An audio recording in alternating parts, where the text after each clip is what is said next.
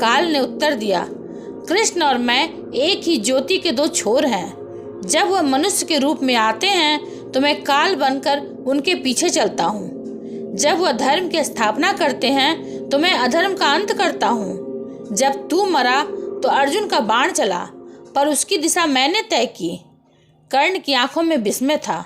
तो मैं किसी मनुष्य से नहीं, स्वयं काल से लड़ा।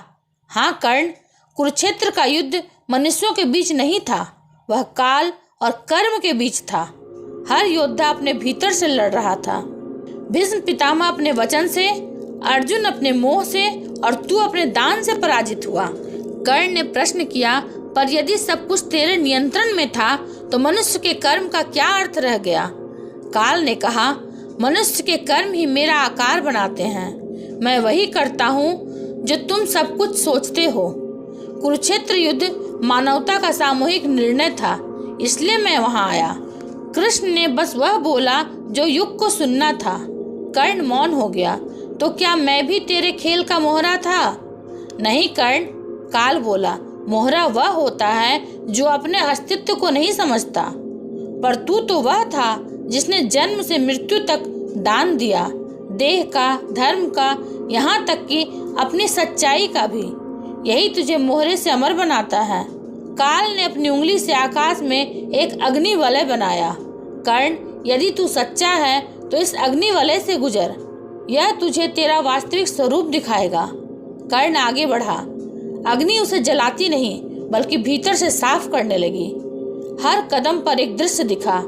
जब उसने अपने कवच कुंडल दान किए, जब उसने अर्जुन को युद्ध में अवसर दिया, जब उसने दुर्योधन का साथ निभाया, हर दृश्य उसके भीतर से एक परत उतारता गया। अंत में वह स्वयं को देखता है, बिना रथ, बिना कवच, बिना पहचान, केवल एक प्रकाश जो सूर्य जैसा है। बर्बरिक ने कहा, अब तू वही बन गया है जो सृष्टि ने तुझ में रखा था, सूर्य का अंश जो कभी बुझ नहीं सकता। काल ने कर्ण से कहा, तेरा सत्य अब जान लिया गया है, पर अब एक और कार्य बाकी है। तू पृथ्वी पर लौटेगा, पर शरीर में नहीं, कथा में। हर युग में कोई न कोई तेरा नाम लेगा। तू तब तक जीवित रहेगा जब तक लोग न्याय की खोज में रहेंगे। कर्ण ने विनम्र होकर कहा, तो क्या यह मेरा अंत नहीं? काल हंसा, अंत केवल उन लोगों का होता है जो भूल जाते हैं। तू तो वह दीपक है जो काल के अंधकार में भी चमकता रहेगा। बर्बरिक आगे बढ़ा, कर्ण, अब तू मेरे साथ चल, उस लोक में जहाँ सूरवीर आत्माएं विश्राम करती हैं। पर याद रख, सत्य की खोज कभी समाप्त नहीं होती। अगले चरण में तू श्री कृष्ण से सीधे संवाद करेगा, जहाँ वे स्वयं तेरे प्रश्नों का उत्तर देंगे कि क्यों धर्म को भी कभी कभी अधर्म का सहारा लेना पड़ता है। कर्ण ने कहा, मैं तैयार हूँ। अब मुझे भय नहीं, केवल जिज्ञासा है। जब दोनों प्रकाश की सीढ़ियां चढ़ रहे थे, दूर कहीं से एक आवाज आई, दानवीर कर्ण अमर रहे। वह स्वर किसी देवता का नहीं बल्कि मनुष्यों की स्मृति का था, जो युगों तक उसके नाम का उच्चारण करती रहेगी। कर्ण ने पीछे मुड़कर देखा।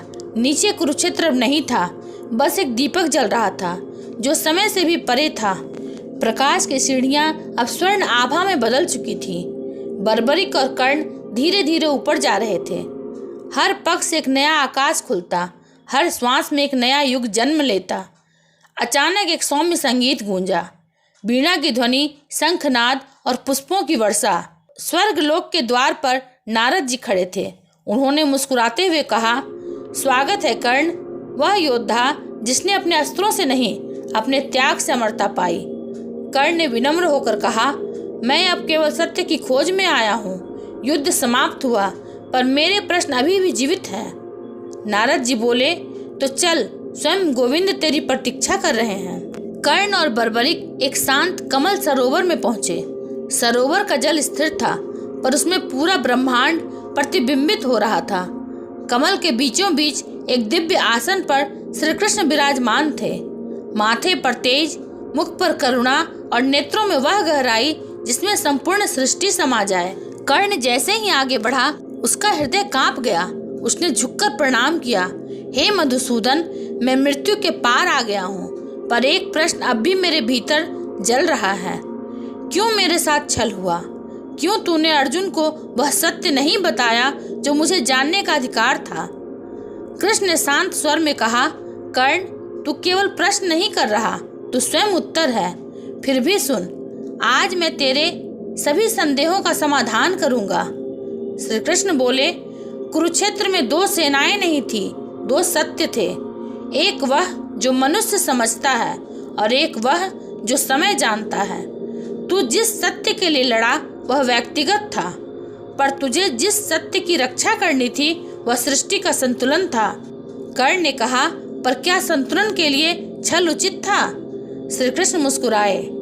कभी कभी जब धर्म स्वयं बंधन में बंध जाता है तो उसे बचाने के लिए अधर्म का आवरण पहनना पड़ता है। जैसे तूने कवच त्यागा धर्म के लिए, वैसे ही मैंने सत्य छिपाया ताकि धर्म जीवित रह सके। कर्ण ने मौन होकर कहा, तो क्या अर्जुन ने जीत नहीं बल्कि भूमिका निभाई? हाँ कर्ण, वह तीर मैंने चलवाया, पर तेरी आत्मा ने उसे स्वीकार किया, क्योंकि उस क्षण तू योद्धा नहीं रहा, तू त्याग बन गया। कर्ण बोला, मुझे अब समझ आता है श्री कृष्ण, मृत्यु शरीर की नहीं पहचान की होती है।